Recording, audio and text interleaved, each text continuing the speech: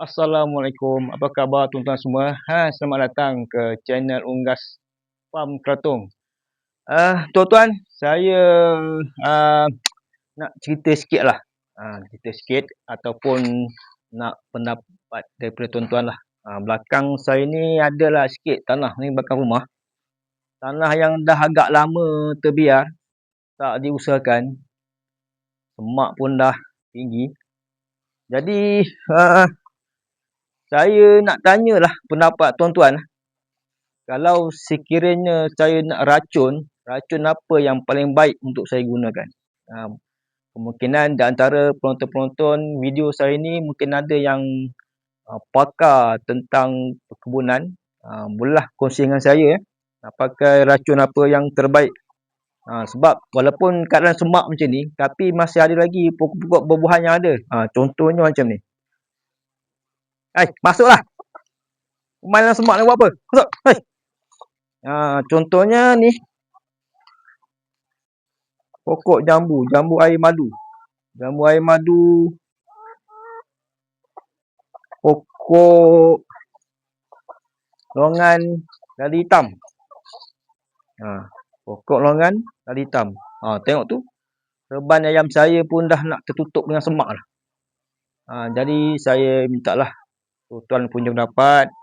Racun apa yang paling baik digunakan untuk tanah yang macam ni. Jom. Saya ni nak cari kelapa sebenarnya ni.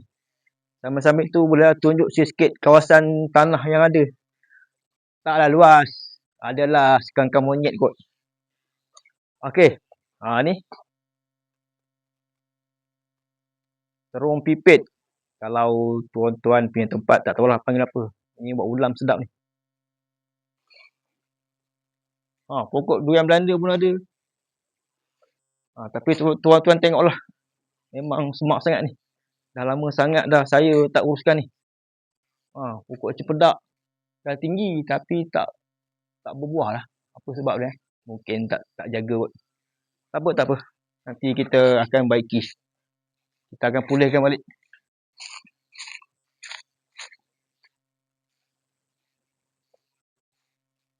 Tengok pokok kelapa sawit liar pun banyak. Buruh lemang pun ada. Buruh lemang nanti nak raya haji nanti bolehlah booking kalau siapa nak. Gurau je. Nanti orang order betul-betul kan tak cukup pula nanti orang. Tengok kelapa sawit pun dah tinggi lah. Ni nanti ni memang nak kena bunuh ni. Tunggu ada masa sikit nanti bolehlah kita uruskan sikit demi sedikit. Baik, saya nak cari kelapa. Tengok kelapa pun dah tumbuh lah. Kelapa pun dah tumbuh dah. Boleh lagi ni, boleh lagi. Lagi tak?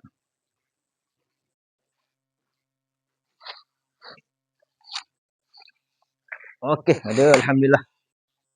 Dah lama tuan-tuan saya tak turun bawah petik kelapa ni.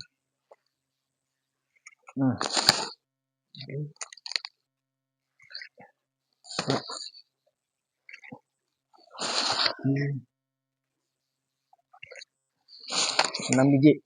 Ni untungnya tuan-tuan kalau kita ada sedikit tanah ataupun ruang yang boleh kita tanam pokok-pokok kelapa ke, pokok pisang ke, pokok tak kisahlah. Buah-buahan apa-apa pun. Ni hasilnya. Kita bolehlah kutip hasilnya walaupun tak seberapa.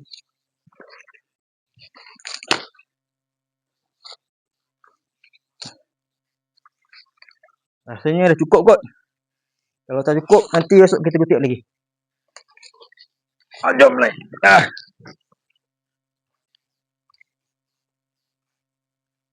Ni lagi satu pokok cempedak. Ni dah lama tuan-tuan saya tanam ni. Rasanya dah hampir 4 tahun ni. Tapi mungkin tak dijaga. Tak dijaga dengan baik. Mungkin salah satu sebab dia kerana itulah tak berbuah. Pisang pun ada.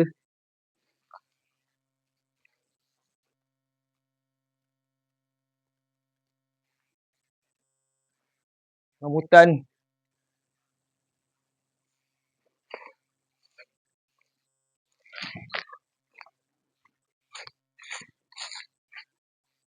Pokok matua.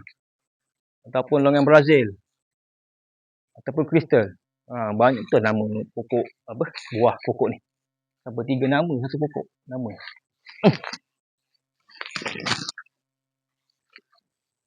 Pokok rambutan pun dah mati lah. Mungkin salah satu sebab dia mati mungkin tak dijaga mungkin.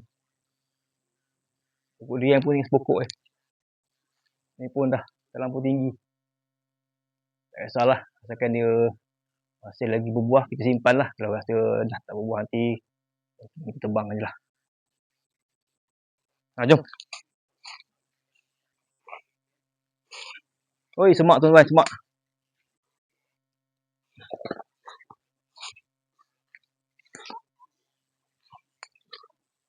Tengok ayam saya, RIR ni. Seronok dia main semak ni.